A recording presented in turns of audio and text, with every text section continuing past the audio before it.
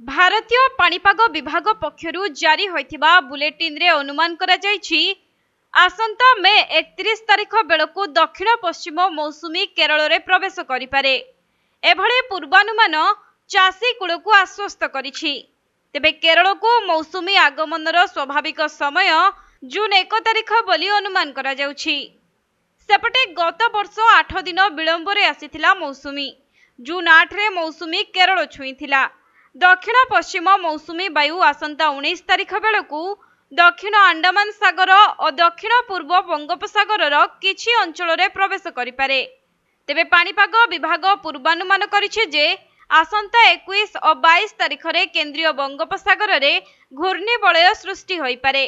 परे एहा लघुचापर रूप मध्य नै पारे।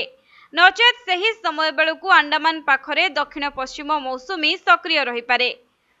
तेबे 19 तारिख रु एमजेओ दक्षिण पश्चिम मौसुमी सक्रिय हेबारे सहायक हेबो। 22 और 23 तारिख बेलकु मौसुमी अंडमान रे पहुंचिबो एवं 22 तारिख रे सेठारे भारी वर्षा हेबार संभावना रहिछि। मौसुमी अग्रसर हेबा जोगु 24 तारिख बेलकु म्यांमार, थाईलैंड और बांग्लादेश रे बहु मात्रा रे वर्षा होई पारे। एथि सहित 25 तारिख रे पश्चिम बंग एवं उत्तर पूर्व भारत रे वर्षार संभावना रहिछि। सेहीपरि 23 रु 25 तारिख भितरे ओडिसा रे भी किछि स्थान रे वर्षा होई पारे।